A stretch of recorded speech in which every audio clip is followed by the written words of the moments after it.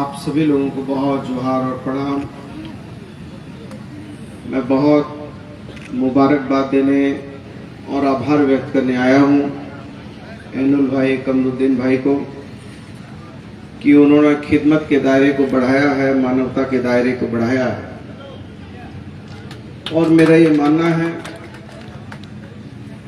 कि ये दरख्त के यदि पत्ते भी हिल रहे हैं तो बिना उसकी रहमत के, बिना भगवान की कृपा के, बिना ईश्वर की कृपा के, बिना मालिक की कृपा के ये दरख्त के पत्ते भी नहीं हिल सकते हैं। वतो इज्जू मंतशा वतो जिल्लू मंतशा, शोहरत और जिल्लत वो देता है और आपको एक माध्यम बनाता है। और मुझे खुशी है कि आप उस माध्यम के जरिए खिदमत के दायरे को बढ़ा रहे हैं। और बड़े भाई हमारे अंबिका दा ने कहा आपको कि आपने अपने दादा के नाम पर ये काम किया है, जो किस दर्शक थे,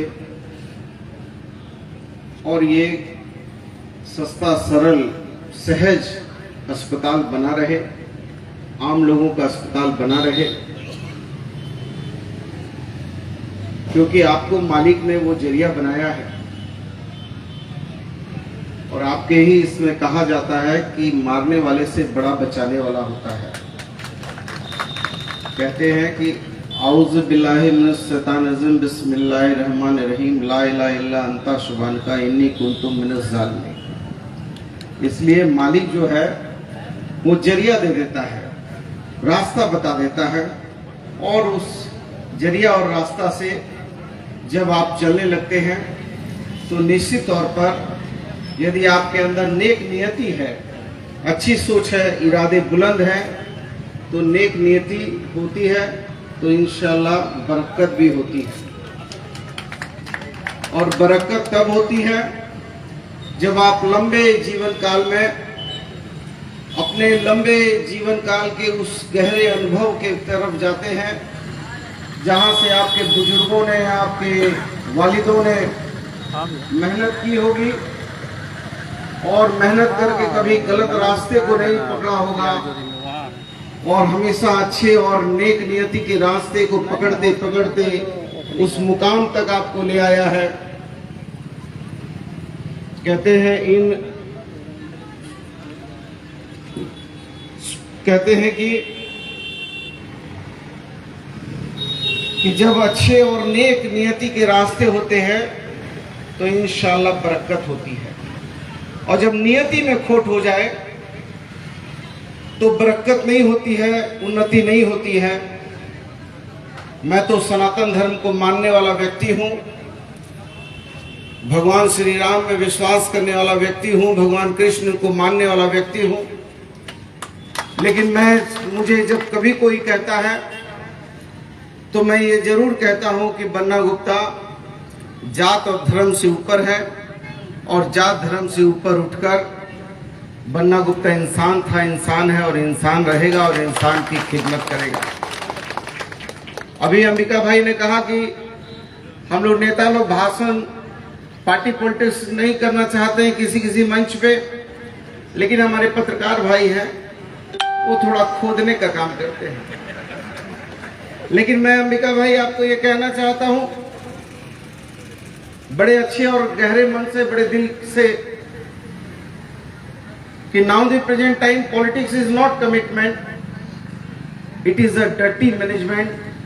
so my nature, culture, work of pattern, living, thinking, thought, all is social, and I am doing only social work because I know social work is the first foundation of strong political base.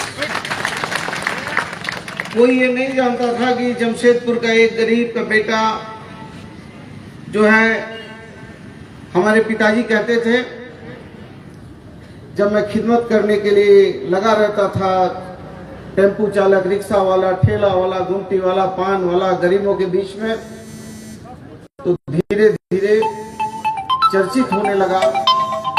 और चर्चित होने लगा तो मेरा एक चाय और सिंगाड़ा का दुकान भी है, मीठा का दुकान है। तो लोग कहते थे कि बन्ना भाई मेरी बेटी की शादी है, उसमें आना है।